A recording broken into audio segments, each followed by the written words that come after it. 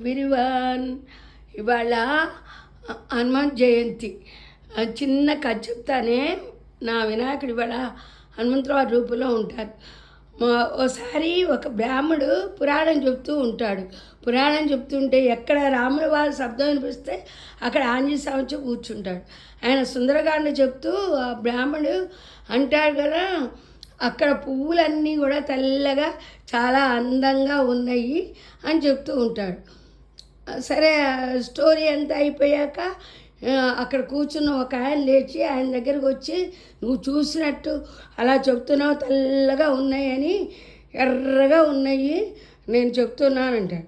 అంటే ఆయన అంటాడు, కాదు తెల్లగానే ఉన్నాయని ఈయన బ్రాహ్మడు నాకు బాగా తెలుసు, తెల్లగా ఉన్నాయి, నాకు వాసన కూడా వచ్చింది సుందరకాండ చెప్తుంటే, తెల్లగా సువాసనగా మంచి పువ్వులు ఉన్నాయి అంటే, నేను వెళ్ళి చూసి వచ్చాను, నాకు తెలుసు ఎర్రగా ఉన్నాయి పువ్వులు అంటారు.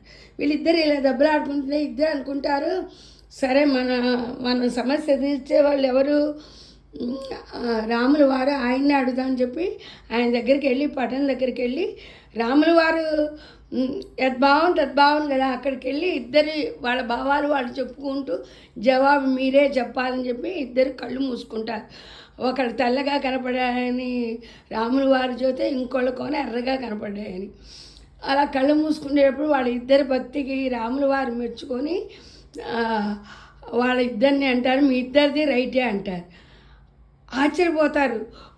పటల నుంచి మాటలు వినపడంగానే ఇంకా భక్తిభావంతో కళ్ళు తెరవకుండానే వాళ్ళు అడుగుతారు, ఎలాగా ఇద్దరిలో ఒకటే రైట్ అవుతుంది కానీ ఇద్దరిది ఎలా రైట్ అవుతుంది అంటే, అవును, నువ్వు చూసేటప్పుడు, నువ్వు సుందరకాండ చెప్పేటప్పుడు నీ మనసు స్వచ్ఛంగా తెల్లగా ఉంది, అందుకుని నీకు తెల్ల పువ్వులే కనపడ్డాయి అని చెబుతారు.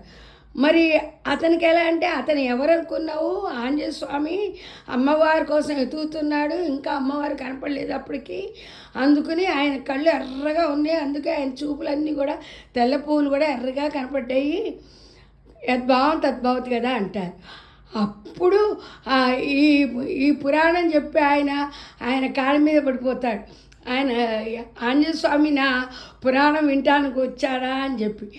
అప్పుడు ఆంజనేయ స్వామి అంటాడు, నువ్వు ఎంత భక్తుడివి, స్వామి నీకు జాబు చెప్పారని చెప్పి ఇద్దరు అనుకుంటారు. అందుకే ఎక్కడ భక్తి సేవ, ఎక్కడ భగవంతుని మాటలు వినపడతాయో మనకు అక్కడికి వెళ్తే మనకు కూడా ఎప్పుడప్పుడు భగవంతుని దర్శనం తప్పకుండా జరుగుతుంది. ఇది స్వానుభవంతో చెప్తున్నాను. మీరేమంటారు? ఎస్ అంటే లేకు చేయండి, నో అంటే నో. ఉంటా మీ శ్రీదేవి. శ్రీ సీతారామాంజనేయ స్వామి అర్పణమస్తు.